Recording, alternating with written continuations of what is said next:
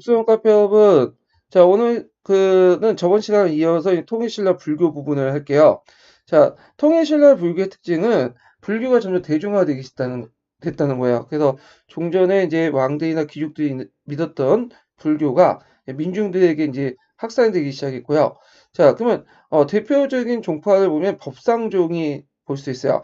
법상종은 이제 당나라에서 현장법사 때부터 이제 출발해서 이때 이제 당나라 그 현장 복사 밑에서 규기가 있고 그다음에 신라의 원칙이 있었는데 구기는 이제 그 법상주의 주요학파 중국 그 법상중의 주요학파는 자음학파고요.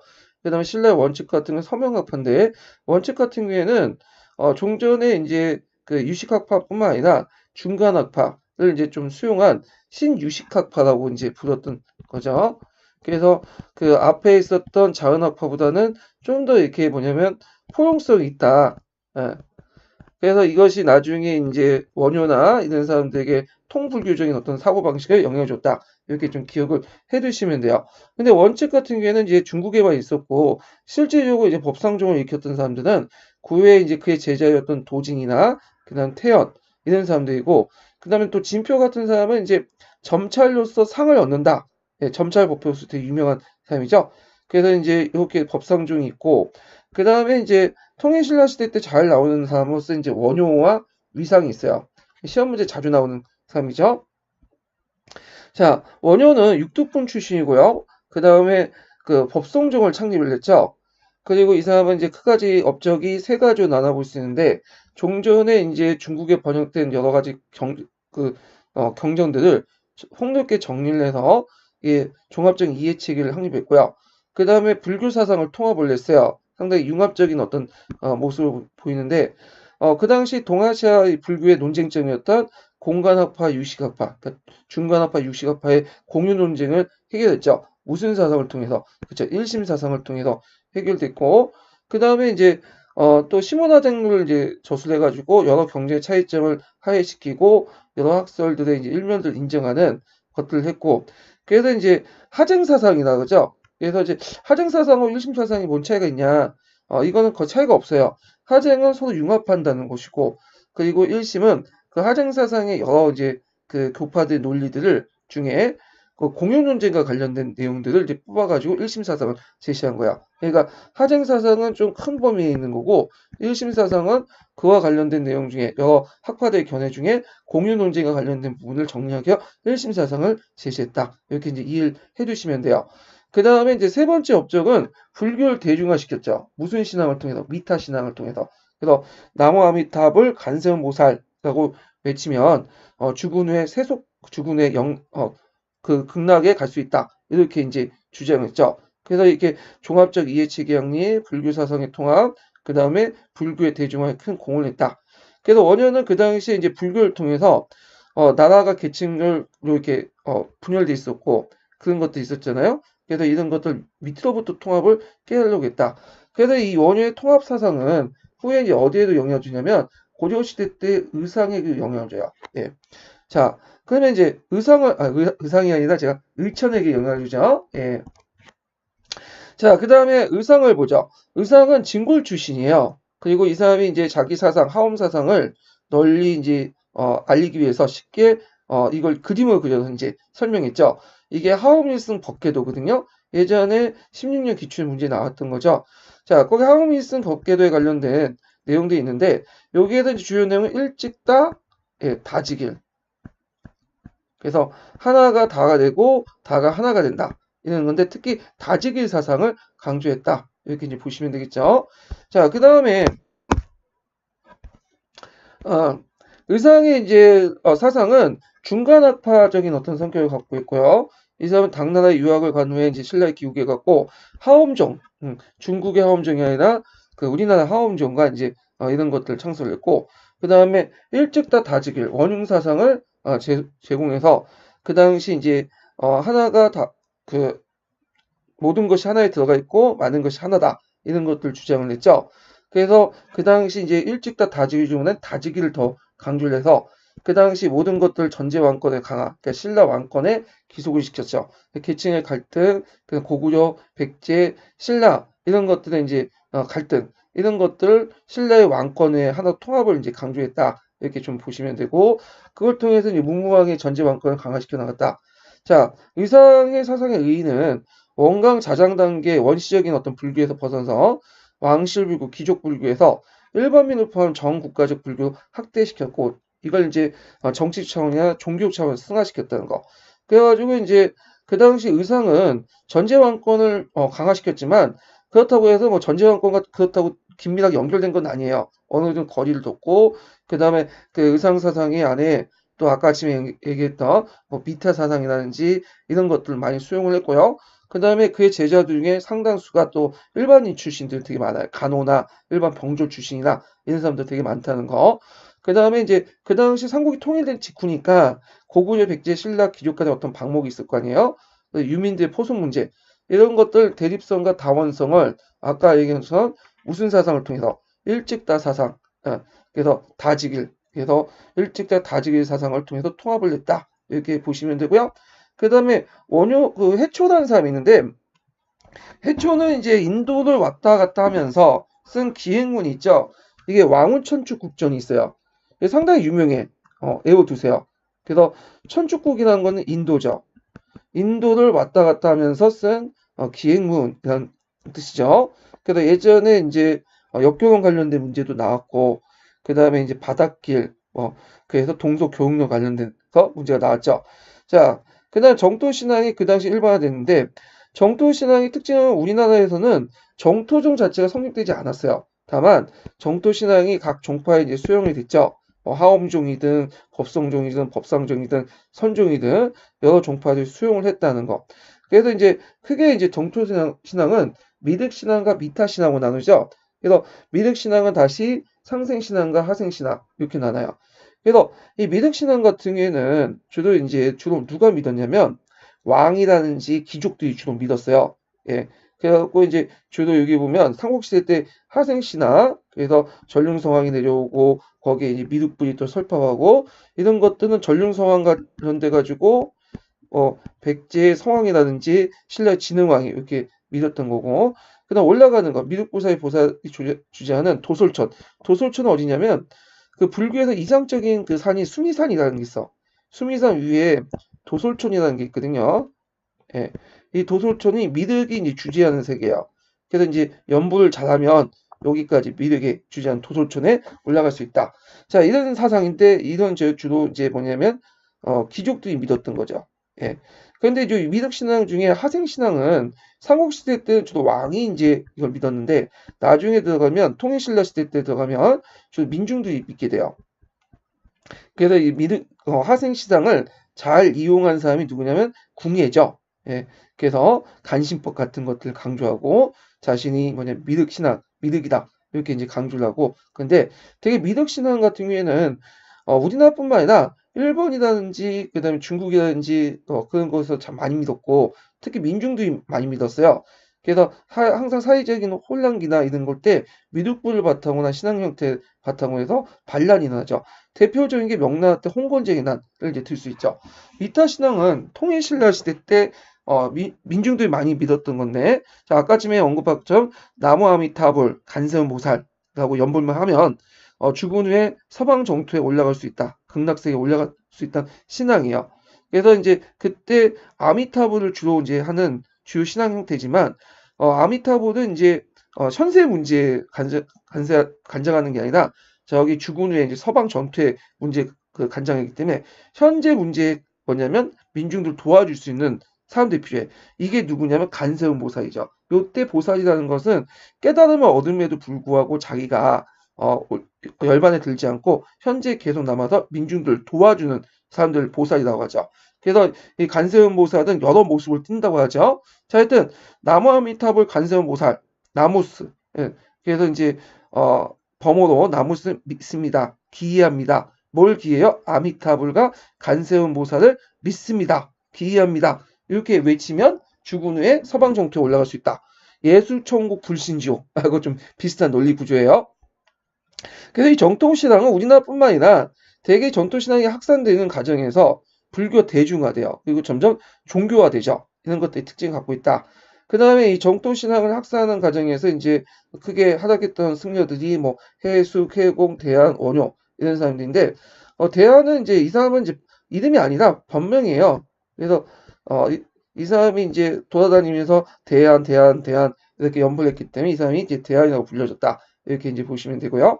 그래서 정토 신앙 같은 경우에는 하옹종에 보면 그 부속사 군단의 무학서중에 그 본찰에 보통 비루나잡을 안치한 게 아니라 그 당시 정토 신앙의 그 주부였던 아미타부를 모셨던 것도 이제 볼 수가 있죠. 그래서 각 종파에 많이 반영이 됐다. 이렇게 보시면 돼요. 그 다음에 선종을 볼게요. 선종은 중국에서 들어왔죠. 중국화된 불교 중에 대표적인 건데 참선과 자선을 강조해요. 그래서 이제 보통 교종 같은 경우에는 불경을 되게 강조했잖아요. 이게 불경이 아니라 부처님 마음, 불성을 상당히 강조하죠. 그래서 이렇게 불린 문자를 통해서 뭐냐면 그 자신의 어떤 그 깨달음을 얻는 게 아니라 부처님 마음, 내 마음 속에 있는 부처님 마음을 깨달아서 부처가 되는 거야. 자, 그래서 있고 이 선종 같은 경우에는 통일신라 전후도 수용됐다고 했지만 후기 때 널리 학사이 됐고요. 그 다음에 설립 주체는 다양해요. 주로 육두품이겠죠. 육두품 외에도 뭐 호족세력이나 일부 진골세력도 있고요. 그 다음에 이제 세력이 확대됐는데 이들은 이제 지방 호족들에게 이제 주로 학사이 됐다. 그 지방 호족들의 혁신성과 단순성이 부합돼서 호족들에게 확대되죠. 그러니까 내가 내 마음을 깨달으면 뭐냐면 부처가 되는 것처럼 나도 한 세력이 이루어지면 이 뭐냐면 전국을 장악할 수 있다. 이런 논리가 거의 비슷해요. 자, 선종의 사상의 특징은 아까 부처님 말씀 불법보다는 불성을 강조하죠. 그렇기 때문에 문자로 적혀 있는 것이 아니라 심성, 마음 속에 있는 불성을 깨닫는 데 강조되죠. 약간 이제 뭐와 비슷하죠? 그렇죠. 포스트 모더니즘과 좀 비슷한 거야. 글자를 별로 안 좋아해. 예. 그리고 교회 별조는 마음과 마음을 통해서 뭐냐면 진리를 깨달을 수 있다. 이게 이제 이심전심이라 하죠. 자, 그 다음에 직지이신 경성호도. 그래서 내 마음속에 뭔가 편견을 깨우면 벗어나면 내 마음속에 참된 마음, 부처님 말씀을 깨달을 수 있다. 이고 그러면 직지이신 직불, 직지성불. 내가 내 마음속에 부처님 마음을 깨닫는다면 이것은 꼭 성불할 수 있다. 그래서 이렇게 해서 참선, 자선을 강조한다. 이렇게 보시면 될 것 같아요. 참고로 선정은 우리나라에서는 상당히 대중화된 어떤 이미지가 있잖아요. 근데 일본이라든지 중국 같은 경우에는 선종은 상당히 엘리트 종교예요. 예. 그래서 이걸 깨달음을 얻는 것이 상당히 힘들어. 왜냐하면 오랜 시간 동안 자선하고 이렇게 수행을 해야 되잖아. 그만큼 이제 많은 노력이나 이런 것들이 필요하기 때문에 우리가 이제 우리가 알고 있던 것 대중화된 불교보다는 그 당시 이제 일본이나 중국 같은 경우는 대단히 엘리트 종교였다. 그 당시 뭐 엘리트 계층들만 믿었던 거죠. 예, 특히 이제 일본 같은 경우에는 주로 누가 믿었냐면 사무라이 계층들이 믿었어요. 예. 자, 그래서 이런 특징들을 갖고 있다는 좀 기억을 해 두시면 될 것 같고요. 그러면 우리나라에서는 왜 이게 선종이 뭔가 대중화된 이미지를 풍기게 되냐? 자, 그건 뭐냐면 선종이 정토 사상을 다른 종파보다 훨씬 더 많이 수용했기 때문이에요. 그래서 이 선종하면 대중화 이렇게 연결될 수 있는 거죠. 자, 선종의 의의는 소백산맥 이남의 지역설을 타피했다. 왜? 호족들이 주로 믿었기 때문에. 그 다음에 고려왕국의 정당성을 마련했다. 왜냐하면 깨달으면 내 마음을 깨달으면 부처가 되는 것처럼 내가 나름대로 새로운 질서를 만들면 꼭 나라를 건국할 수 있다. 이런 논리가 성립되는 거죠.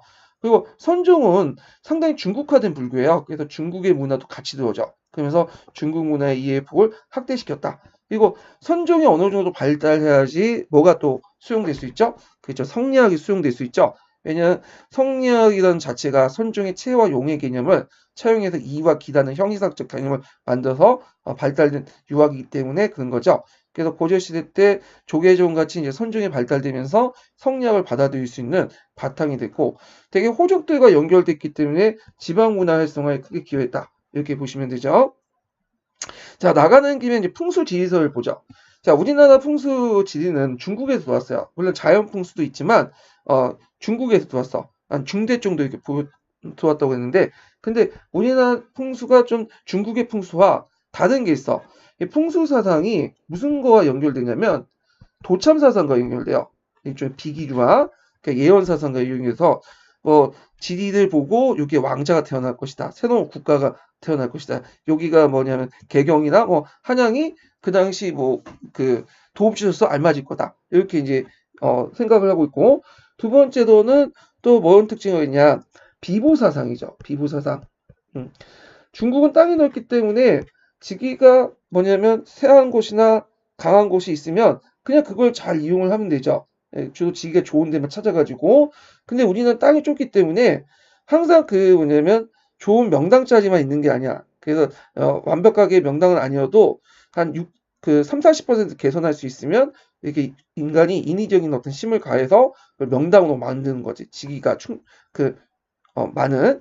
그래서 이제 이런 걸 비보사상이 나오고, 그 다음에 거기에 명당자리를 만들기 위해서 거기에 뭘 세우냐면 사찰을 세워요. 탑을 세우죠. 그래서 이걸 비보, 사타설이라고 하죠. 네. 그래서 비보사상이 있다. 홍수 도착. 자, 그래서 이제 내용을 보면 주로 신라 말에 이제 중국의 그 도선이 중국에 수용돼서 있지만 도선은 이제 수용한 것보다는 확산시킨 산업이라고 보시면 돼요. 그래서 수용하고 확산시킨 산업. 자, 그래서 이제 예언사상인 도참사상과 연결돼 있고, 그래서 영향을 보면 경주 중시 행정조직의 개편을 통해 지방 중국의 국토 재평성을 주장했다. 그래서 이런 풍수 도참사상 등 각 호족들과 연결돼서 자기 지역이 지기가 강하기 때문에 여기에서 이제 새로운 국가가 만들어지고 왕이 태어날 것이다. 이렇게 선전을 하죠. 그래서 신라 정부의 권위를 약화시키고요. 대표적인 것이 이제 도선비가 있죠. 도선비기. 지금은 남아있지 않지만 고조사나 고조사 조료에 도선이 쓴 도선비가 있었다고 하고 그 도선비기의 왕건이 앞으로 이제 왕이 될 것을 예언했어요. 자, 그래서 이제 나중에 개성 지역에 성장한 호족 중신의 왕건이 후삼국에 통일할 수 있는 사상적 배경을 제시했고 문제는 이제 배타적이었다. 왜냐하면 그 후삼국 시대 때, 그러니까 남할 여초 시대 때 왕건 외에도 여러 호족들이 존재했었죠. 당연히 자기 지역에서 왕이 태어날 거라고 분명히 여러 비기 사상들이 있었는데 고조가 이제 건국하고 나서 도선 비기를 제외하고 다 없앴죠.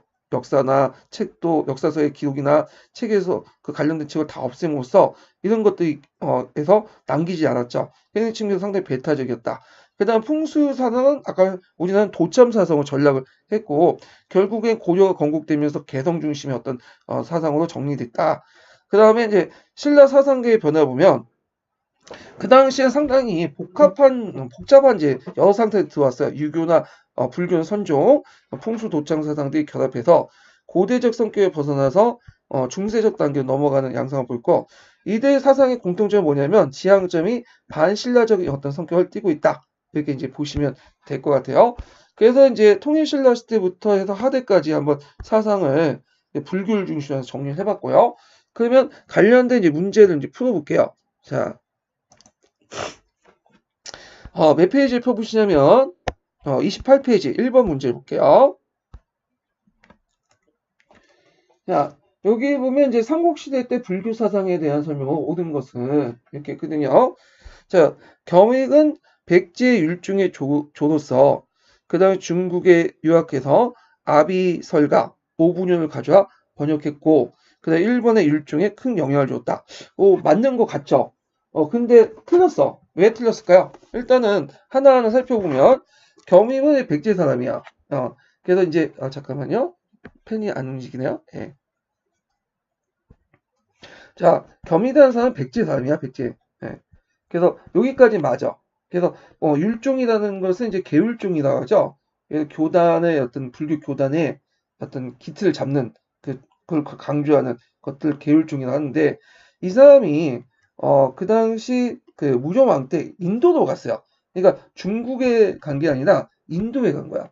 그래서 여기에서 이제 좀 유학을 하고 그리고 나서 언제 들어왔냐면 예전에도 한번 시험 문제 나왔는데 성황 때 들어왔어. 예. 그래서 성황 때 기구를 했는데 이때 이제 뭘 가지고 왔냐면 그 아비서하고 오분연을 가져온 것은 맞아요. 예. 근데 이건 중국에서 가져온 게 아니라 이 아비설과 오분연은 주로 이제 뭐냐면 불교 교단의 이제 계율과 관련된 건데 이것을 이제 중국에서 가져온 게 아니라 인도에서 가져왔어요. 그러니까 이제 이 아비설과 오분연은 한자로 적혀 있는 게 아니라 그러니까 산스크리트어 범어도 적혀 있죠. 그때 인도 승려가 같이 데려왔다고 그래요. 그래서 그것을 직접 번역했다. 그래서 예전에 불교는 중국을 한번 거쳐가지고 경전에 들어왔는데 이때는 인도의 오리지널 불교, 그러니까 산스크리트 불교 경전을 가지고 와서 번역했다는데 의미가 있는 거죠. 그러니까 그래서 이제 이런 것들에 틀렸고 일본의 율종에 영향을 준 건 맞아요. 그래서 백제 불교가 일본 불교에 큰 영향을 줬죠. 그래서 요게 틀렸어요. 인도도 유학을 갔다. 자, 그 다음에 2번은 뭐냐? 자, 원칙은 유식학적 입장을 취하면서 중간학파의 견해를 존중했다. 여기까지 맞죠? 아까쯤에서 이제 원칙에는 신유식학이기 때문에 이 사람은 이제 현장 밑에서 배우면서도 자원학파의 국기와 달리 중간학파, 유식학파의 입장을 두두두두 이제 같이 생각을 했어. 그래서 이것이 나중에 이제 뒤에 그 번호에게 영향을 주죠. 근데 여기에서 틀린 게 뭐냐? 이게 법성종이라고 하죠. 법성종이 아니라 이거는 법상종이죠. 예, 그래서 법상종이라는 것은 마음 속에 상을 세워가지고 뭐냐 깨달음 얻는 거 이런 종파이기 때문에 법상종이라고 해요. 법성종은 누가 세웠냐면 나중에 그 원효가 세웠던 게 법상종이고요. 물론 이제 원칙은 중국에 머물기 때문에 실제로 이제 뭐냐면 신랑 가진 않았어요. 거기에 계속 있다가 죽었고 그래서 원칙의 제자들 예, 그래서 도중이라는 사람이 신라에 들어와서 이 법상종을 전달했고 도중에 이제 제자였던 태연이 이 법상종을 실제로 개창을 했던 거죠. 그러니까 그의 제자가 개창했다 이렇게 보시면 돼요. 그렇지만 하여튼 공헌을 한 건 맞는 얘기죠. 자, 원효는 유식과 중간의 두 학파의 대립을 해소하고 여러 경전에 흩어진 교리의 상충을 시문화정론에 따라서 포섭 융합됐다. 맞죠? 그래갖고 이제 원효 같은 경우에는 그 당시 유식학과 중간학을 조화시키고 그 유식을 모든 인식을 긍정하고 중간은 모든 인식을 부정한다는 거에 대해서 비판하고 원효는 유식처럼 긍정을 하면서 그 다음에 그 중간학파를 긍정도 하면서 이렇게 해가지고 부정도 하면서 같이 봐야 된다. 일면을 다 봐야 된다. 그러면서 이제 제시된 것이 이제 일심사상이고, 이거 일심사상은 그 또 어디에 속하죠? 그렇죠. 하쟁사상에 속한다고 했죠? 그 표시가 잘못됐네요. 예. 하쟁사상인데, 하쟁사상은 여러 경정들 교리를 정리한 거야. 하나의 논리로서 서로 화합해서 정리를 했고, 그래서 한 면만 보지 않고 서로 간에 뭐냐면 여러 가지 모습들을 보는 거고, 그런 차원에서 공유 논쟁 1심 사상을 통해서 정리했죠. 예.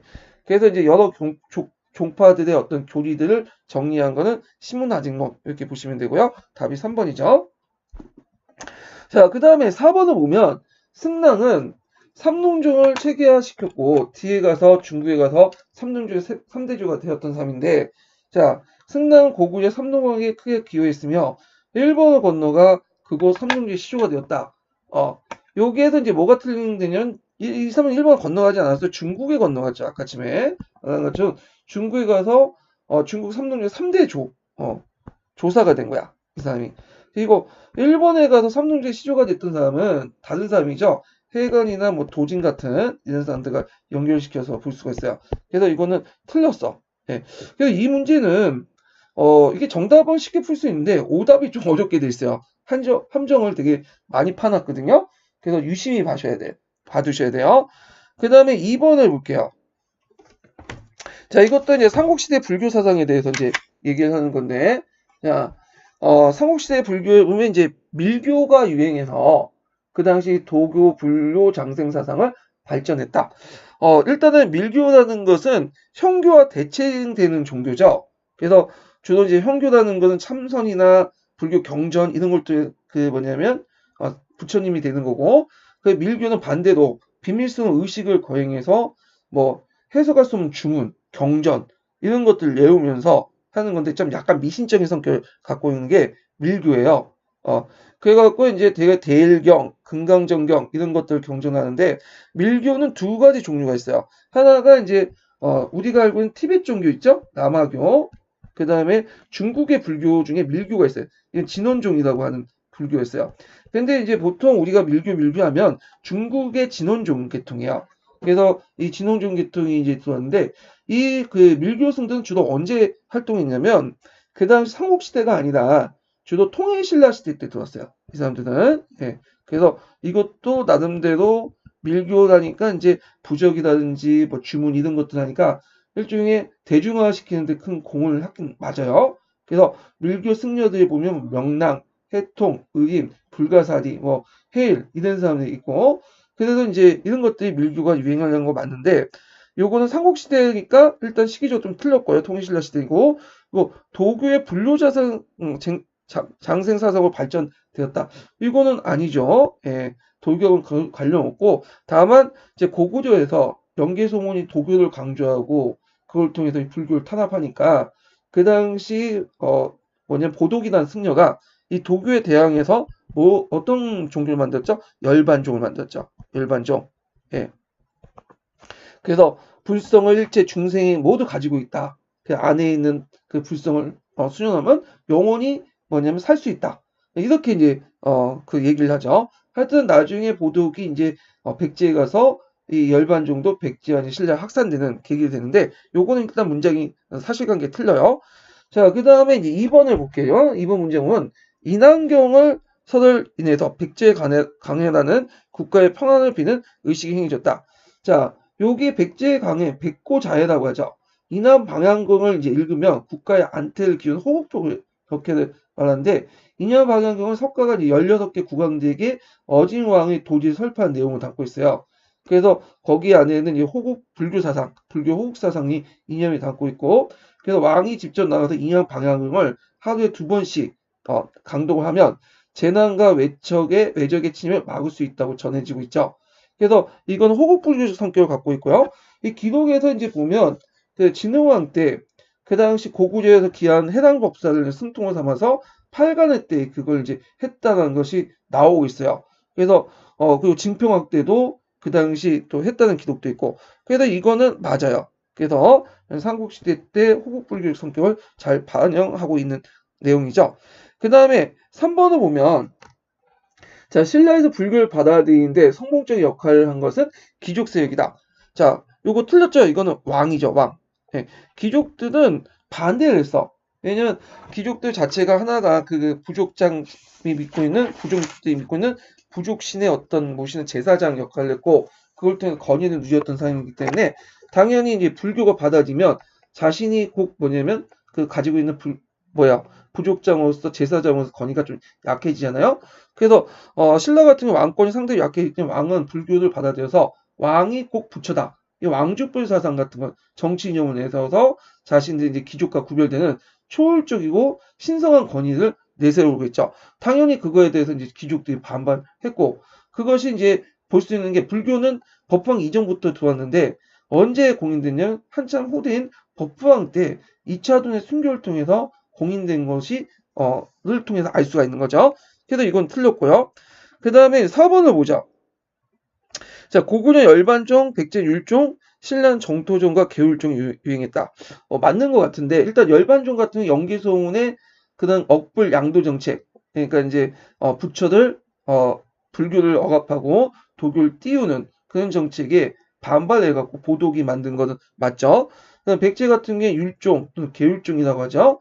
그래서 이제 서왕 때 경위 이제 인도에서 이제 직수입한 그런 율종이고, 그 다음에 이제 신라는 원효는 정토종, 계율종. 계율종은 맞아요. 왜냐면 계율종은 어느 종파나 다 고구려, 백제, 신라나 다 있는데 뭐가 틀렸냐?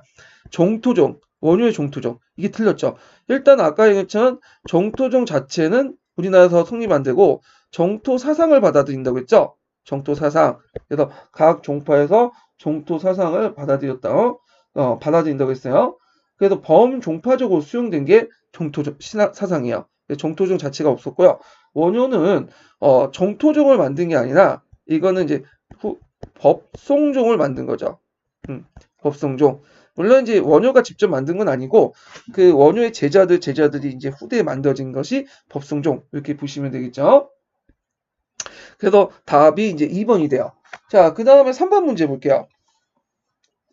자, 3번 문제는 다음 자료에 밑줄 친 태왕과 관련된 불교적 왕자관을 쓰고 이 태왕의 행정이 아니라 행적이죠. 행적에서 그런 왕자관을 보여준 사례를 2가지만 각각 한 줄로 쓰시오. 이렇게 했거든요. 자, 요거는 이제 지문은 진흥왕 순수비 중에 한경도 일대를 점령하고 세운 항초응비 일부 내용이에요. 그래서 그 당시 태왕이라는 의식은 그 강개토 태왕이라고 볼 수 있듯이 일종의 왕 중의 왕이라는 뜻이죠. 태왕이란 말이. 그래서 나름대로 이제 그 태왕은 신라 중심 사관, 나름 신라 중심의 하이관 이런 것들을 이제 볼 수가 있어요. 그래서 그 내용을 보면 자, 진흥태왕께서 이게 태왕이라면 진흥왕이죠. 자, 진흥태왕께서 강경을 순수하시고 도를 새겨 기록하였다. 신백성과 구백성을 그 아울리니 요때 이제 신백성과 구백성은 뭐냐? 신백성은 고구려 전복 민족 정복 그 당한 그 백성들이고 구백성은 예전에 있었던 신라민들이죠. 빌렸으나 오히려 왕도의 덕화가 있지 않았다. 이에 무자년 가을 8월 강경을 순수하면서 그래서 이제 민심을 살펴서 수국을 보답하고자 했다. 순수라는 것은 중국에서 출발했죠. 진시황이 뭐 전국을 돌면서 한번 살펴보는 거죠. 그래서 황제가 나름대로 인민이 어떻게 사는가 이런 걸 보는 건데 이런 순수라는 그 행위를 통해서 나름대로 이제 그 뭐냐면 그 중앙 집권을 강화시키고 자신의 권위를 높이는 방법을 사용하는데 이것을 이제 신라가 따라한 거야. 그래서 순수 행위를 통해서 우리는 나름대로 신라 중심의 세계관 이런 것도 또 볼 수가 있죠. 자, 그러면 여기에서 이제 그 불교적 왕자가 뭐냐? 이거는 전륜서왕관이에요. 전륜서왕. 예. 그래갖고 이제 전륜서왕이라는 것은 미래의 부처인 미륵불이 내려오기 이전에 전륜서왕이 내려와서 이 세계를 한번 통치하려고 미륵불이 오기 전에 좀 준비를 하죠. 그래서 전륜서왕 왜 전륜서왕이냐? 통치의 수레바퀴에 굴려서 세계를 통일하고 지배하는 그런 왕이기 때문에 전륜서왕이라고 하죠. 자, 그래갖고 이제 있고요. 그러면 이 전륜서왕의 그것을 이제 볼 수 있는 이태왕이 이제 그 누구야 진흥왕이 전륜서왕의 왕장을 보여줄 수 있는 사례는 구체적인 사례가 뭐냐 이런 것들인데요. 자, 일단은 이제 진흥왕은 자신의 두 아들의 이름을 전륜서왕의 설화에서 나오는 그 금률과 동률로 했어요. 그 금률, 동률. 그래서 금률이 나중에 이제 동률은 이제 원래 태자를 정했다가 죽게 되죠. 그래서 두 번째는 금률, 사존이 진지왕이 되고, 근데 진지왕 쫓겨나죠. 그래서 나중에 동률이 진평왕이 걔가 그 동률의 아들던 진평의 아들이 되죠. 그 다음에 또 뭐냐면 그 진흥왕 때 뭘 정비했죠? 한왕도를 정비했죠. 그래서 한왕도 안에 정릉소왕이라는 설화가 반영됐어요. 그래서 한왕은 정릉소왕과 함께 하생해서 용화수 밑에서 성도하고 이 세계를 정화하는 이상적인 불국토를 건설할 수 있는 미륵부의 하시라는 것을 칭했고요. 그래서 이제 이렇게 한왕도 안에서도 전릉소왕적 개념이 들어가 있다. 그래서 이제 답은 기노의 아들을 금률, 사륜과 동률을 했다는 거, 그다음 한왕제도를 정비했다 등등 이렇게 이제 쓰시면 될 것 같아요. 자, 그 다음에 이제 문제 4번을 넘어가죠. 자, 다음은 고려시대 때 어느 승려가 쓴 추도문의 일부다. 자, 동아시아 불교의 교리적 대립을 해석하는데 단설 제공 가해져서 쓰고 그 다음 불교의 대중화를 위해 가를 중시한 신앙을 부채로 쓰시오. 이거 우신정권 정변 이전에 가 입장에서 계승하여 고려 불교의 문제점을 극복한 승려 이름을 쓰고 그 승려가 추진한 극복 방안을 한 줄 이내에 쓰시오. 이거 되게 물어보는 게 많죠? 자, 몇 개를 물어보고 있어요. 이렇게 연달아서 물어보는 게 많으면 항상 표시를 해둬야 돼. 일단 첫 번째가 물어보는 게 뭐죠? 자, 가해져서죠. 그러니까 이게 첫 번째 문제 물어보는 거고, 불교의 대중화를 위해서 가를 중시한 신앙 구체적, 가를 중에 구체적 내용을 쓰는 거죠.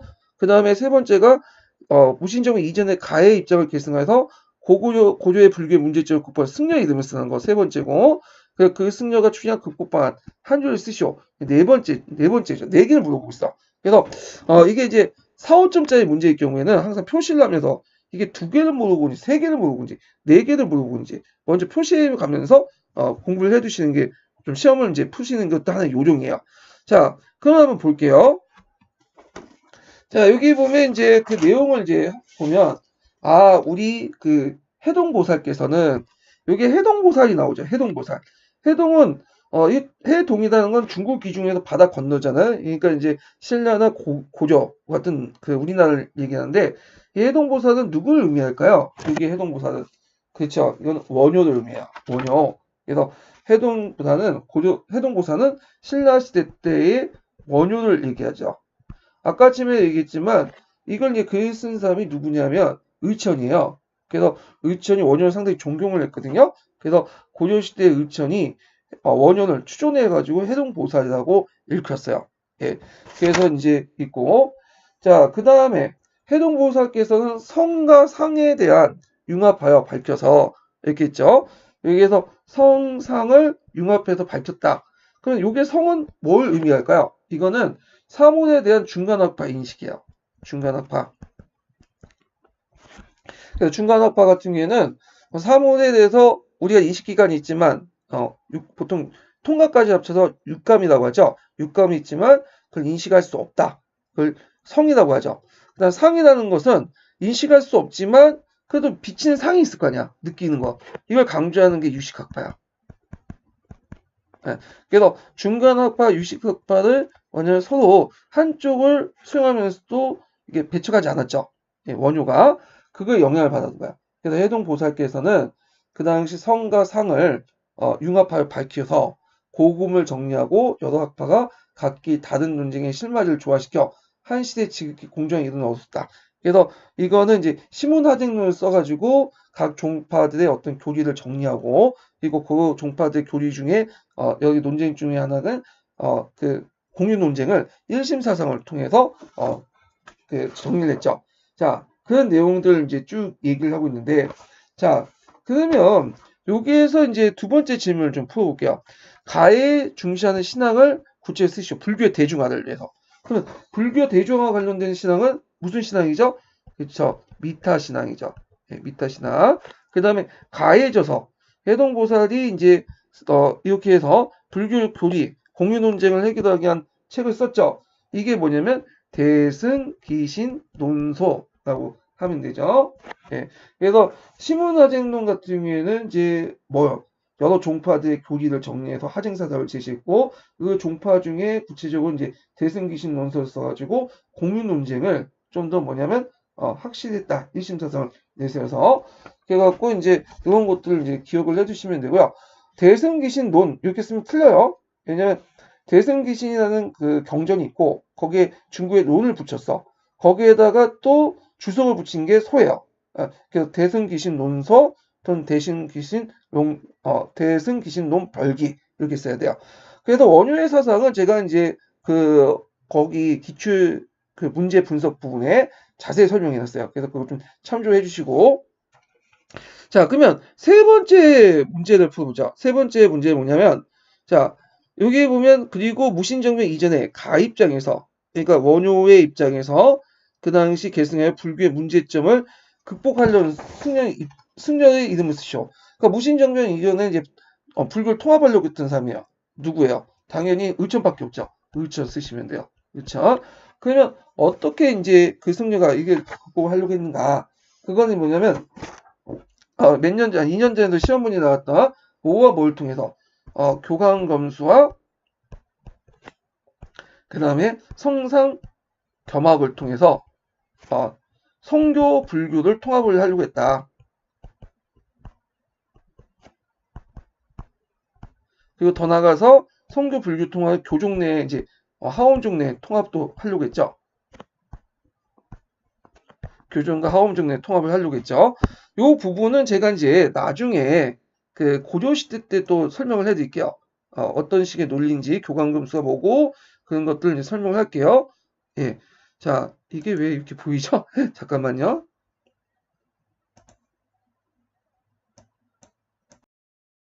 예, 자 그다음 5번을 이제 볼게요.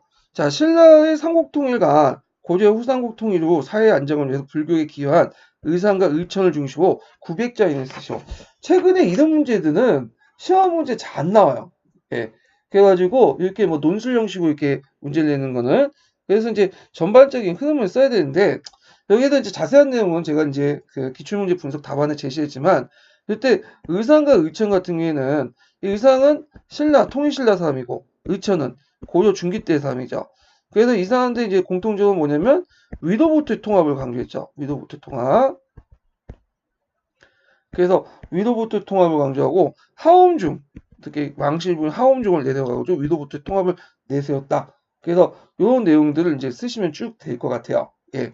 자, 그 다음에 이제 6번 문제를 볼게요. 자, 통일신라 시대 불교에 대한 설명으로 잘못된 것은 이렇게 있는데, 자, 여기 내용을 보면, 자, 통일신라 시대 때 불교의 설명으로 잘못된 것은, 성주상파는 진골 출신의 무염이 창세했다. 자, 여기 보면 이제, 이게, 맞죠? 성주상파는 무염이인데, 이건 진골 출신이야, 진골 출신. 근데 진골 출신에서도 좀 약간, 지위가 떨어진 사람이에요. 정확히 진골 출신 육두품? 이렇게 표현할 수 있는데, 자, 하여튼, 이 성주사파는 무효왕 때 8대손이었던 진골 출신이었던 무염이 창설한 종파가 성주사파야. 근데 이 이제 성종 구사는 여기는 진골 출신이지만 실제 다양한 세력들에 의해서 창건됐죠. 그 육두품 출신도 있고 호족세력도 있고 이런 것들은 이제 있다. 자, 그다음에 사실관계도 맞아요. 2번을 보면 불교의 후진성을 극복하고 민족 불교 사상 체계를 확립했다. 맞죠? 그래서 통일신라 불교는 앞에 있는 삼국시대처럼 호국 불교나 그 다음에 이제 뭘까 원시적, 그 다음에 신불스팝 이런 요소가 상대적으로 많이 떨쳐냈어요. 물론 아직까지 조금씩 있지만, 그래서 나름대로 이제 좀 교리적으로 상당히 뭐냐면 괜찮아졌고, 다듬어졌고, 이렇게 바뀌어졌죠. 그래서 정치적이고 이런 성격보다는 종교적 성격으로 이제 바뀌게 돼요. 그래서 이런 것들이 이제 좀 통일신라 불교의 특징이에요. 그래가지고 이 내용들 좀 같이 기억을 해두시면 될 것 같아요. 자, 그 다음에 3번을 보면 원축은 유식노소를 저수해 법상중을 창시했다. 자, 원축은 아까 선장법사 밑에서 유식학을 배웠던 사람이죠. 그래서 중간학파 견해도 받아들여서 성형학파를 성립했는데 거기에 이제 틀린 게 뭐냐면 원칙은 법상종을 성립하는 데 큰 기여를 하긴 해요. 근데 이것은 자기가 이제 직접 성립한 게 아니라 신라의 법상종은 그 후에 제자들, 도중이나 뭐 태원 그런 사람들이 이제 성립을 하게 된 거죠. 그래서 이거는 이제 뭐냐면 답이 좀 틀렸어요. 3번은.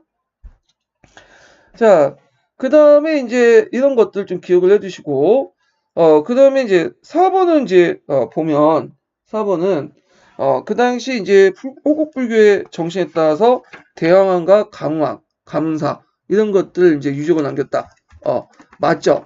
그래서 대항암이라는 것은 이제, 전해기는 문왕이 죽을 때 나라를 지키는 호국령이 된다고 해서 자기를 이제 하고 그것을 최초로 불교 하장을 했죠. 그래서 그걸 뿌려달라.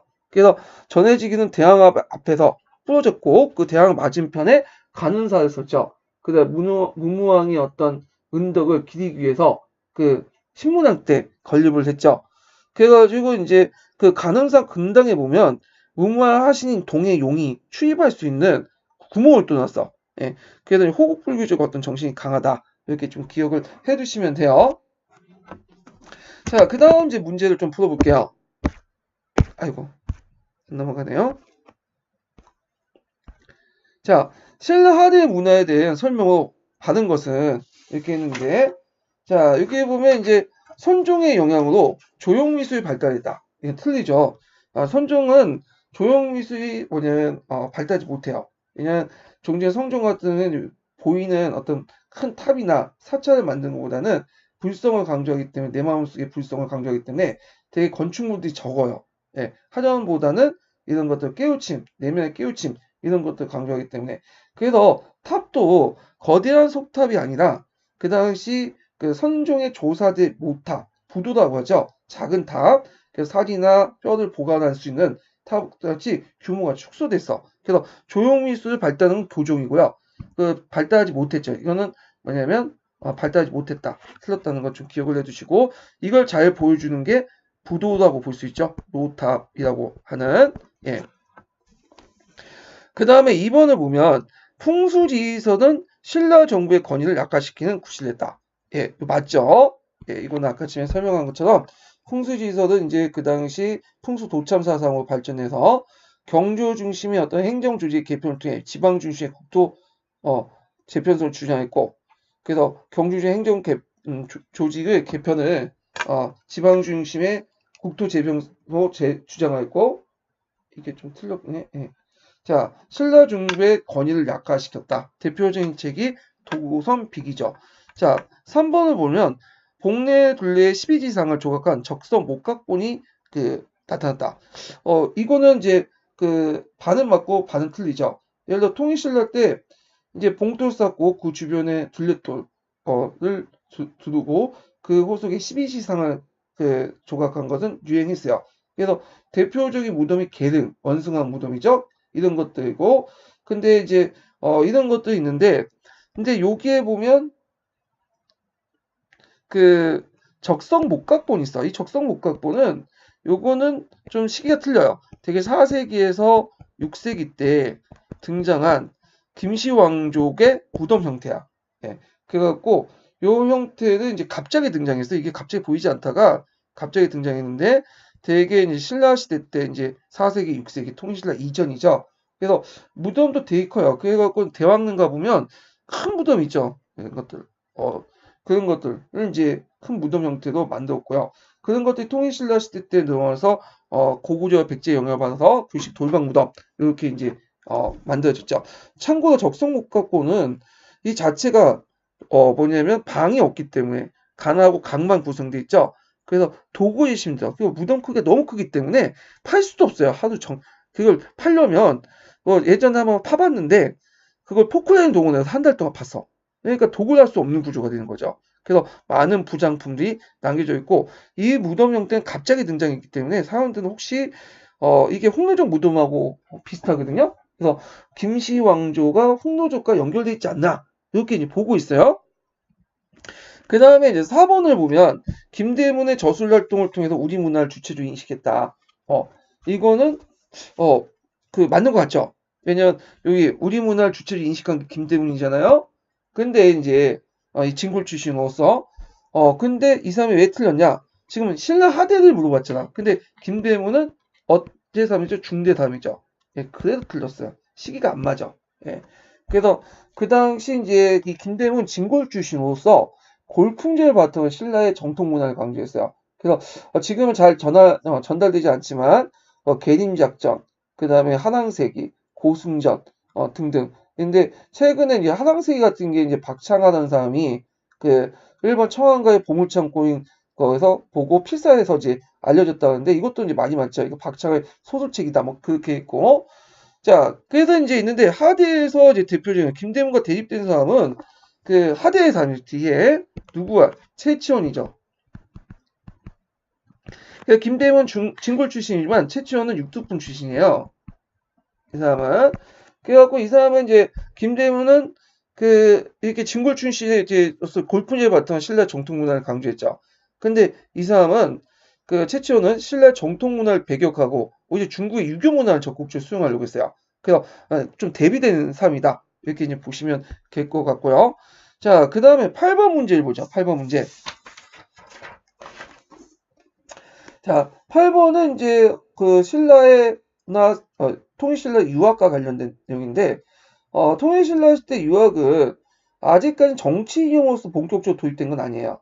예, 다만 윤리적 차원에서는 도입됐어. 그래서 정치 이용으로서는 포박만 하고 윤리적 차원에서만 접근했다. 그래가지고 그게 이제 정치 이용으로서 이제 본격 도입한 것은 고려시대 때죠. 그래서 이걸 볼 수 있는 게 이제 최승우의 시문 28조 이런 것들을 볼 수가 있는데 일단 그 내용을 보면 첫 번째 지문은 자 신문학 2년 6월에 국학을 설치하고 경을 한 명 두었다 이렇게 있고요. 국학 설치와 관련된 내용이고 그 다음에 두 번째로는 처음에는 독서상품과를 정해서 버스길을 오르게 했고 춘추 자시전 및 예기 및 문서를 읽어서 그 뜻을 능통하고 아울러서 노노 호경을 밝히냐 상등을 두고 이런 게 그러니까 독서상품과와 관련된 거야. 독서상품과는 원성학대인 거죠. 원성학대. 그래서 요거는 중대. 그 다음에 요거는 하대 초입. 이런 것들과 연결시켜서 보는데 자 문제를 풀어보면 자 가와 나사주에 제시된 제도가 시행된 정치적 목적 두 가지를 각각 15자로 인해서 쓰시오. 자 일단은 가는 국학인데 유교적 정치 이념에 입각한 인재교육 양성 이렇게 보시면 되고 독서상품과는 골품보다 실력본의 인재를 등용하기 위한 거죠. 근데 이게 독서상품과에 주로 진학했던 사람은 진골이 아닌 육두품 계층이야. 근데 육두품 계층들이 고작 이제 거기 이제 국학 나오고 독서상품과 공부를 해도 별 대우를 못 받는 거야. 결국에는 이제 독서상품과보다는 해외 유학을 가자. 도당 유학을 가자. 그래서 당나라에 가서 빈군과에 합격을 하고 그러죠. 자, 나의 제시된 제도가 성과를 거두지 못한 이유는 아까 말처럼 이 골품제 벽이 너무 두텁기 때문에 아무리 공부해도 국내에서 뭐 국학을 공부하고 국학에 나와서 공부하고 독서상품을 이제 시험 보고서 높은 성적을 얻어도 진고 위주의 반발 때문에 높은 자리까지 올라가지 못했다. 이렇게 보시면 되죠. 그 다음에 이렇게 했고 그 다음 이 정책이 추진했던 것과 같은 의도에서 신문학 때 시행됐던 경제정책 그 아까 이제 여기 가와 관련된 내용이죠. 신문학 때 이제 아까 국학을 내세웠던 것은 나름대로 중앙집권 왕권 강을 포방하려고 했죠. 그런 측면에서 경제정책을 써가면 신문학 때 무슨 정책을 했죠? 그쵸. 관료들을 지급하고 노고를 폐지하는 그런 정책을 했죠. 그래서 이제 관료들은 아까 전에 얘기한 수조권만 이제 갖는 거죠. 그래서 왕권을 강화하려고 했다. 자, 이렇게 이제 쓰시면 돼요.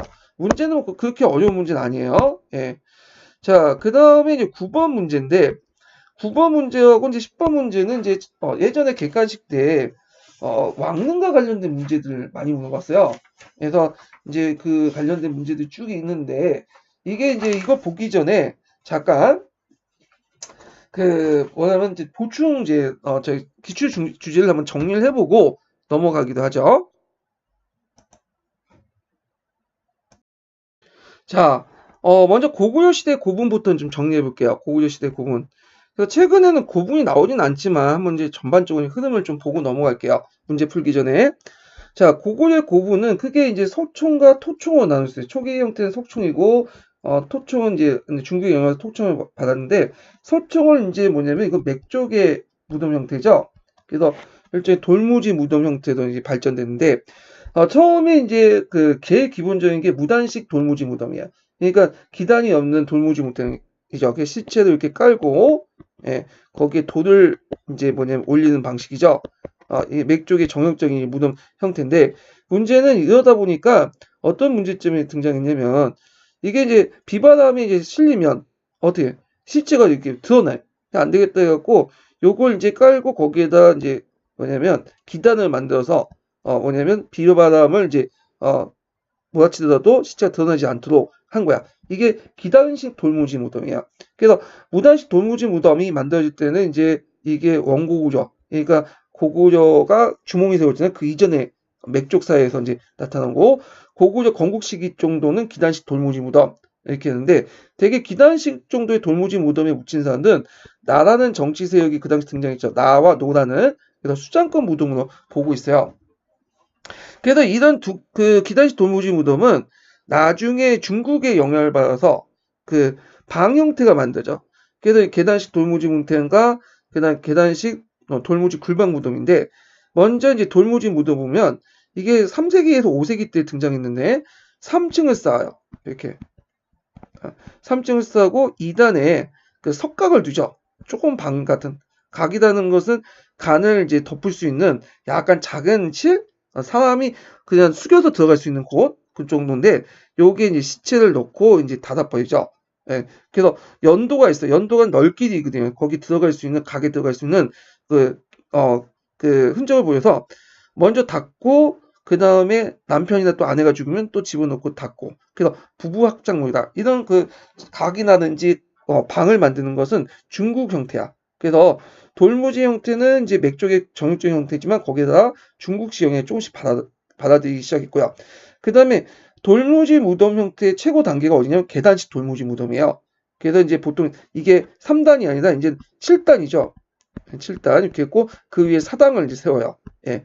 그래서 이제 중간에 한 3층 정도의 합장로를 만들죠. 방을 만들어. 이제 방이라는 거는 각보다 좀 더 큰 거야. 예. 그래서 계단식으로 7단 쌓고 위에 방을 만들어 가지고 더 거기 부부 합장물 하고 그 다음에 왕릉권 무덤에서 이제 하죠. 그 무덤 위에는 사당을 세우고요. 그래서 되게 이제 두 개가 있는 장군총, 장수왕의 무덤이라고 보고 있고요. 태양릉은 누구의 무덤 강개토 대왕비의 무덤이라고 이제 보고 있어요. 자, 그런 것이 이제 조금씩 나오면서 중국의 영향을 더 받아가지고 행렬식 석시본이 나오죠. 행렬식 석시본은 수요식은 땅을 파는 거죠. 행렬식은 이제 땅을 파는 게 아니라 방을 만들어서 연두고 문이 있고 열고 여기에 이제 방을 만들어가지고 부부 합장로를 만든 거죠. 그리고 요 주변에 벽화가 있고 그리고 여기에 이제 뭐냐면 흙을 덮어요. 그래서 이것은 그 화강을 만들었지만 주변에 봉토가 큰 흙으로 덮였기 때문에 토총이라고요. 예, 이건 중국식 영향이에요. 그래서 그래도 중국하고 완전 똑같은 거 아니에요. 중국은 전축분이죠. 무덤 형태는 똑같지만 전축분이라는 것은 이게 화강을 만든 게 아니라 벽돌을 만들었죠. 근데 우리 같은 경우에는 그 돌이 많기 때문에 화강이 많기 때문에 화강을 가지고 무덤을 만들었다. 그래가지고 이제 있는데 되게 초창기 형태는 이제 간단하죠. 널방이 있고 앞에 옆방이 딸려 있는 형태고 천정에는 모주림 청장 예전에 얘기했죠. 게다가 이제 6세기 때는 앞방이 옆방이 없어지면 길이가 짧아져 여자형 무덤이고 그다음 7세기 때는 외방 무덤이 이제 다수 차지했다. 그래서 이런 것도 있고 그 다음에 여기에 이제 특징은 뭐냐면 벽화가 그려져 있어요. 물론 벽화가 그려지지 않는 것도 있겠지만 벽화가 상당히 많이 드는데 원래 이제 초창기 벽화는 되게 구체적이야. 그래서 생활풍습이나 인물들을 이제 그려놨죠. 그래서 이제 후대 사람들이 그 고구려인들의 삶들을 알 수가 있어. 근데 5세기 넘어가면서 점점 추상적 종교적 의미가 부과돼. 그래서 5, 6세기 때는 주 영권문의, 예. 영권문의는 불교와 관련된 거고 인물도 사신도는 도교와 관련된 거죠. 그 다음에 고구려가 멸망할 정도 시기에는 사신도가 주로 다 도교. 그래서 사유리 가치에서는 여기 그 4, 5세기가 좀 사유리 가치가 높죠. 예, 이것들 이걸 통해서 이제 고구려인의 생활상 이런 것들을 알 수가 있으니까요. 자, 뒤에 있는 거는 이제 좀 정리한 거고요. 이게 좀 눈여볼 게 뭐냐면 여기 보면 이제 처음에는 돌무지 무덤, 계단식 돌무지 무덤, 그 다음에 후기 때는 중국에 일어나서 돌방 무덤이 일어났다. 그다음 모주린 총장 양식, 말갈 조준이라는 양식이 있었죠. 그리고 이제 여기 보면 아까 얘기한 것처럼 계단식 돌무지 돌방 무덤 있죠. 대표적인 게 이제 태왕릉인데 예전에 이 태왕릉과 관련된 문제가 나왔어요. 왜 이게 태왕릉이냐? 이게 강개토 대왕비 바로 앞에 있어요. 그리고 이제 거기에 보면 강개토 대왕비 그 바로 앞에 큰 무덤이 있는데 이게 이제 그 무덤 주변에 전돌도 있어요. 전돌도는 이제 예전에 정통적 양식으로 만든 그 벽돌이에요. 그 벽돌의 파편에 뭐라고 적혀 있냐면 원태왕릉 안여상고여악. 그러니까 원하건대 태왕릉이 산처럼 안전하고 매처럼 튼튼하소서 명문이 새겨져 있어. 그래서 이 벽돌의 명문을 따서 이걸 뭐라고 한다? 태왕릉이 나오고 보통 고구려 시대 때 태왕이라고 칭했던 사람은 누구예요? 강개토 대왕이죠. 그래서 아마 강개토 대왕일 것이다 해서 능이라고 붙인 거야. 참고로 능이라고 붙인 거는 왕이나 왕비급 무덤이 능이고요. 그리고 신원이 정확히 모를 때는 총이라고 붙이죠. 그래서 그 앞에 이제 그 뭐냐면 앞에 장군총 같은 경우는 장수왕 무덤이나 추종은 하는데 정확하게 이게 또 장수왕에도 맞을 수 없으니까 총을 갖다 붙인 거예요. 자, 그래도 있고 그 다음에 이제 그 안악사모봉이 있어요. 항해도 지역의 안악사모인데 90 노바봉인데 이게 그 제장 정도가 확실하게 기록된 지석이 발견됐다. 문흥왕처럼 지석이 발견됐고요. 묵서명이 이제 있고 기년 표시가 정확히 돼서 몇 년에 만드는 것을 알 수가 있고요. 거기에 보면 이제 그 벽화에 보면 대항로도 마곡간 뭐 우물 부엌 등등을 해갖고 생활상을 알 수 있고요. 이 안악사모부의 무덤이 주인이 누구냐? 또 이것도 문제가 있죠. 동수설이라는 설도 있고 그 다음에 이제 동수산 신하가 무덤이다. 그게 아니라 그 안에 있는 백랑간을 쓴 사람은 백랑간은 이제 고구려 왕만 쓸 수 있기 때문에 고구려 왕의 무덤이다. 네. 그래서 이제 두 가지 설이 있다는 걸 좀 기억을 해두시면 될 것 같아요. 그 다음에 이제 모두총은 이제 예전에 공군형 기출문제 나왔던 건데 이 모두총 구식 돌방 무덤에 있죠. 국내성 부근에 있는 무덤이고요. 고구려의 지배 방식과 간역 등을 연구하는 주요 자료고 고구려의 천하 의식을 반영하고 있고 묵서명이 존재해요. 거기 시갈리면서 묵서명. 그래서 근데 특이하게 구식 돌방 무덤인데 불구하고 벽화는 존재하지 않아요. 대개 구식 돌방 무덤이나 전축복 같은 경우에는 벽화가 있거든 웬만하면. 근데 모두총이라든지 그 유명한 문흥왕릉 같은 경우는 벽화가 없어요. 예, 벽화가 없는 것도 가끔 있다는 걸 좀 기억을 해두시면 되고요. 덕홍림 고분에도 이 구식 돌방 무덤, 유조자사의 이제 진해 무덤 이런 것도 있고, 그 다음에 이제 장청 1호분 같은 경우에는 아까 이제 천장의 비천상, 연꽃무늬 불교와 관련됐다 했죠? 이런 것도 있다. 그래서 이제 이런 내용들 좀 기억을 해두시면 될 것 같아요. 자, 그 다음에 더 보는 김에 이제 신라 묘제와 백제 묘제도 같이 보죠. 자, 신라 묘제는 간단해. 그 전에 이제 별로 보고 없는데 4세기에서 6세기 때 무슨 형태가 등장했다고 했죠? 돌무지 덜련 무덤이 등장했다고 했죠. 그래서 이게 돌방 무덤으로 바뀌게 되고요. 돌무지 덜련 무덤 형태. 그래서 여기 나무 덜련이 있고, 예, 그 밑에 널이 있죠. 그러니까 덜련은 간을 보관할 수 있는 조그만 어떤 실을 얘기해요. 거기에 부장품을 집어넣고, 널에는 뭘 집어넣죠? 그래서 시체를 집어넣죠. 여기에서 집어넣고, 여기에 냇가 돌을 이제 덮은 다음에 여기에 봉토를 이제 하죠. 되게 규모가 크다는 거. 그래서 대표적인 유적은 천마도가 발견됐기 때문에, 요때 천마도는 뭐 여러 가지 설이 있지만 말이 올라갔다는 설도 있고, 뭐 상상 속의 동물이 뭐 기린이 올라갔다는 설도 있는데, 확실히 이거는 벽화가 아니라 주로 이제 말을 탈 때 뭐냐면 물이 이제 튀기는 걸 방지하는 장리 이런 거예요. 그래서 천마도는 벽화가 아니다. 이거 좀 기억을 해두시면 되고요. 그다음 한남쪽은 이제 네모난 무덤이라고 보고 있는데, 금강과 방추차가 발견됐다. 그래서 쌍분이에요. 그래서 한쪽은 남자 쪽의 무덤이고 한쪽은 여자 쪽의 무덤인데, 오히려 여자 쪽의 무덤이 더 크다는 게 좀 약간 특이한 거죠. 자, 그 외에 여러 가지 무덤 형태가 있다는 거. 통일신라 들어오면서 불교의 영향을 받아서 하장식이 유행했죠. 문무학은 해중용을 만들어서 동해의 용이 돼서 왜군을 격퇴하겠다 자기가, 이런 것들 반영했고, 그다음 고구려 백제의 영향을 받아서 구식 돌방 무덤이 만들어졌고요. 예전에 시험 문제 나왔던 게 이건데, 통일신라 시대 때 이제 고조와 조선시대 영향을 미친 무덤 형태의 원형이 나타나요. 그래서 주변에 호석을 두고 이렇게 호석이 있고, 그 호석에 12지상이 쭉 있고요. 그 다음에 이제 문무 석상들 있죠. 돌사자상이 배치되고, 이런 것들이 고구려나 조선에 큰 영향을 줬다. 우리나라만의 독특한 모재가 형성됐고요. 신라 시대 때 대표적인 큰 무덤 형태가 흥동왕릉이야. 네. 그래서 신라 역대 왕 중에 제일 큰 무덤 형태가 흥동왕릉이다. 이렇게 좀 기억을 해두시면 돼요. 자, 백제를 보자. 백제. 백제는 크게 이제 한성시대, 운기시대, 사비시대 이렇게 나눠볼 수 있어요. 그래서 한성시대 무덤 형태는 이게 이제 기원 전후 토강무라고 보고 있거든요. 그래서 이 토강무는 맥족의 무덤 형태가 아니라 어느 쪽이냐면, 그렇죠. 이거는 예족, 그러니까 부요족 계통의 무덤이에요. 그래서 이 건국세력이 부유족 계통이 아닐 거야 이렇게 추정을 하고 있어. 예, 그래서 우리는 보통 이제 고구려에 그래서 내려왔다고 보고 있지만, 이것이 이제 아니다, 부유에서 내려올 것이다 이렇게 보고 있어요. 그에는 또 반론도 있고, 그 다음에 즉석 봉투본이 나는 즉석본이 좀 듣보잡 같은 봉투본이 있어요. 이게 어떤 형식이면 일단 흙으로 이렇게 덮어 있고, 간이 있고, 거기에 이제 주변에 돌로 이렇게 덮는, 이게 뭐냐면 약간 예매해. 돌무지 무덤인지 아니면 이게 흙으로 있기 때문에 안에 흙이 있기 때문에 토강문지. 예. 그래서 이제 돌무지를 쪽으로 이렇게 돌 덮은 걸 강조하는 사람들은 이건 맥족이다. 고구려에서 내려왔다. 이런 식으로 얘기하고, 이 흙을 이제 강조하는 사람들은 이제 뭐냐면 이건 토강모에서 이제 더 발전된 형태로서 이거는 이제 이게 부요 계통이라는 걸 볼 수 있다. 이렇게 주장을 해요. 그래서 지금도 선왕사에 많이 많고, 4세기 후반에 계단식 돌무지 무덤이 등장했죠. 석총도 3호봉인데, 이건 이제 고가서에서는 이제 통론에서는 이걸 바탕으로 해서 뭐냐면 고구의 건국 세력들이 부요가 아니라, 그러니까 백제 건국 세력들이 그 부요가 아니라 고구려 계통이다. 왜냐면 고구려에서도 계단식 돌무지 무덤이 보이죠.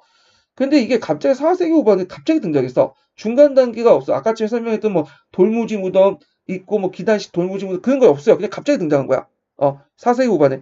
그래서 계단식 돌무지 무덤을 강조하는 사람들은, 요거는 이제 이런 고구려 계통을 강조하는 사람들이 있는 반면에 이건 아니다. 이거는 뭔가 이제 4세기 후반에 북쪽에서 고구려 쪽에서 유민들이 들어와서 만든 거다.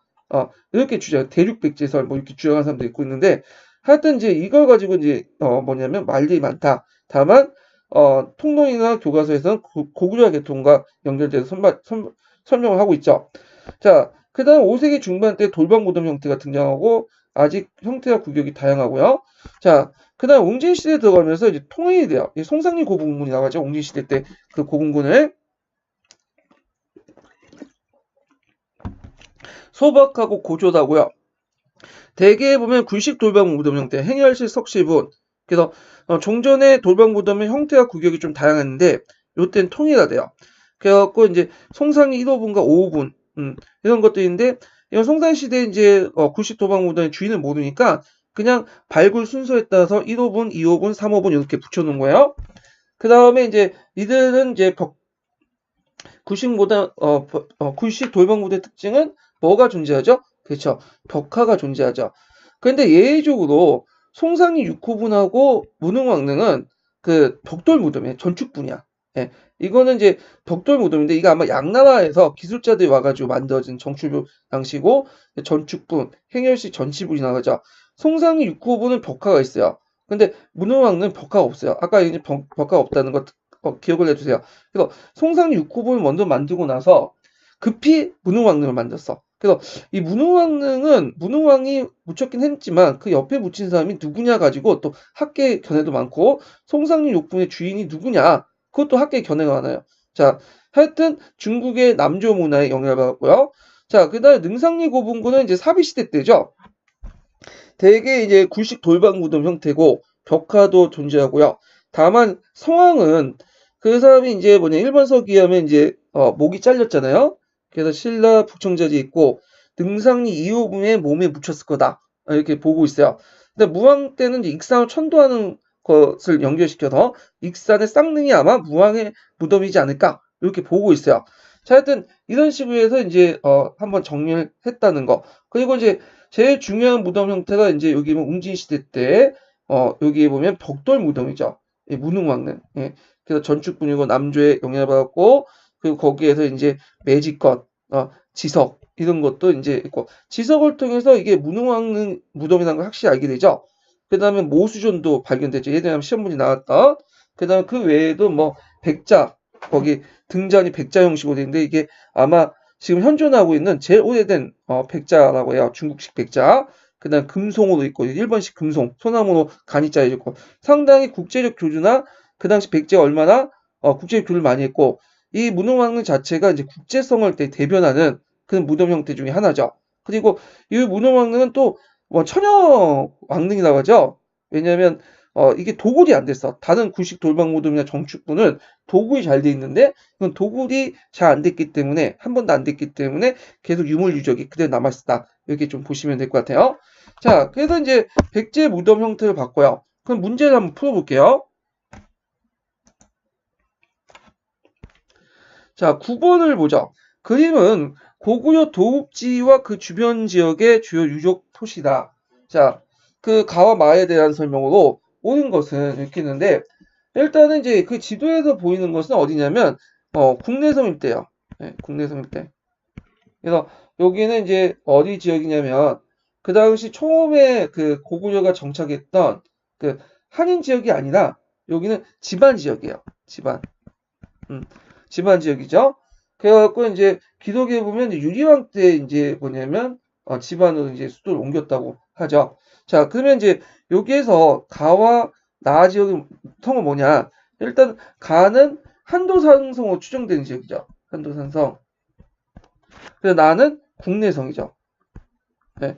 그래서 보통 고구려 같은 경우에는 특징이 뭐냐면 산성 평저성 체제야. 그래서 산성은 이제 여기 지방 지역에서는 한도산성이고 국내성은 뭘까? 이건 평저성이죠.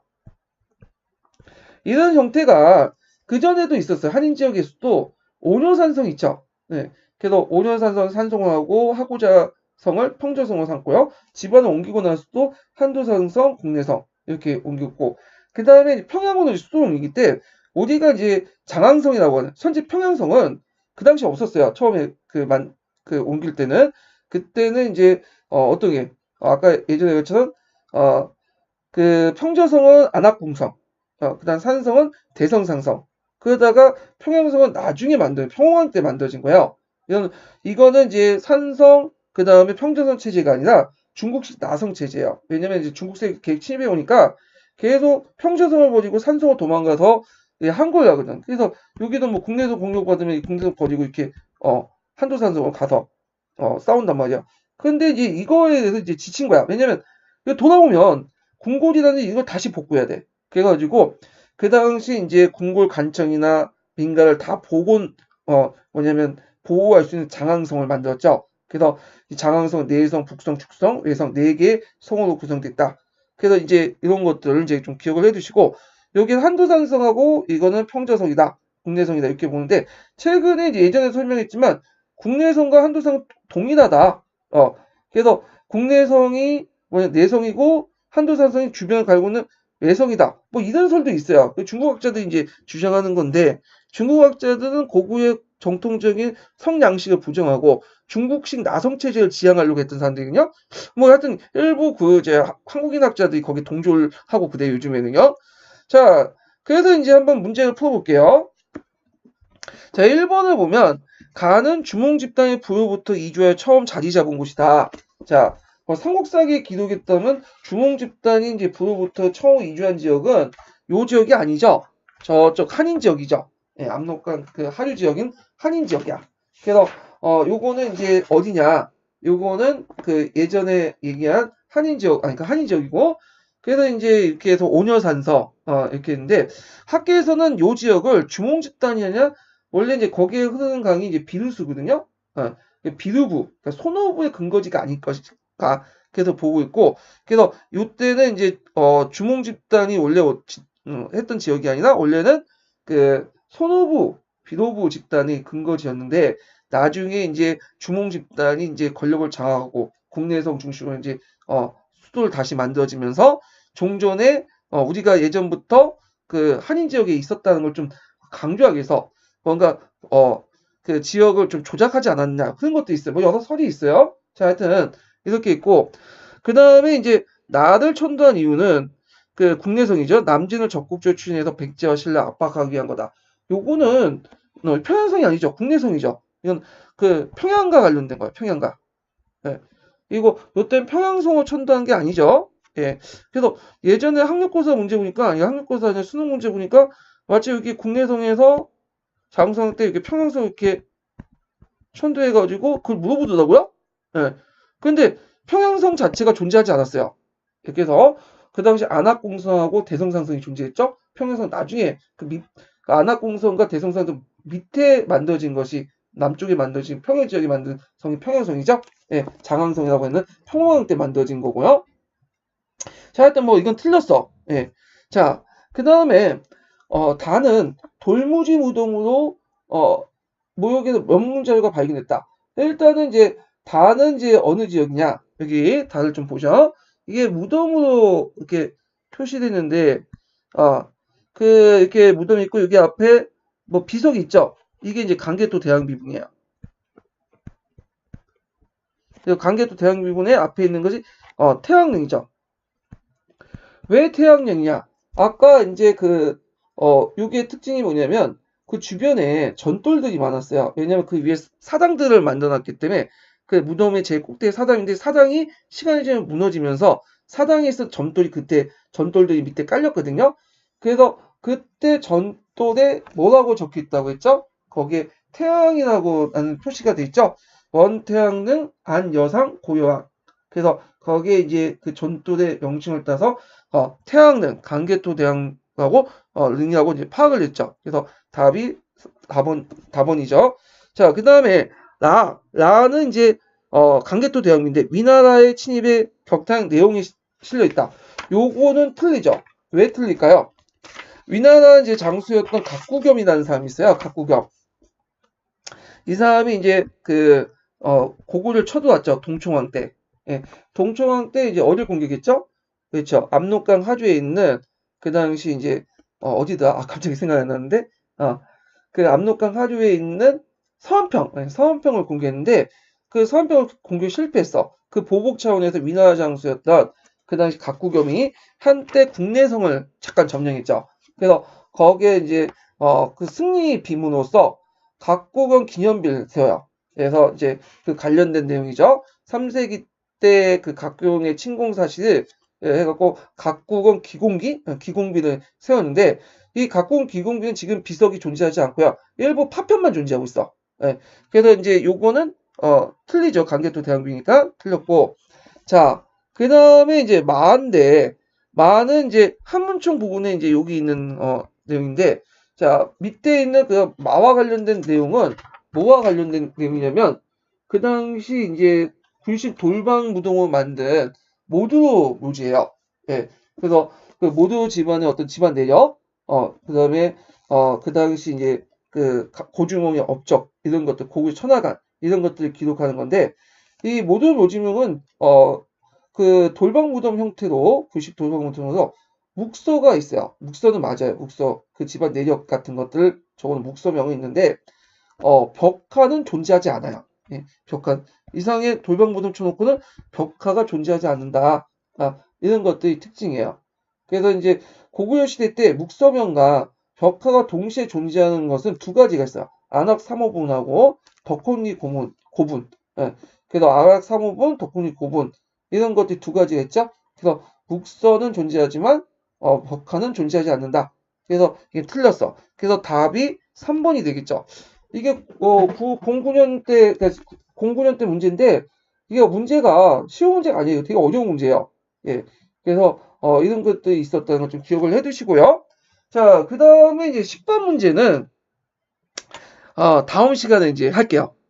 제 내일 출근해야 되니까 빨리 이제 또 들어가서 자야 되니까 다음 시간에 하겠습니다. 자, 오늘 수고하셨습니다.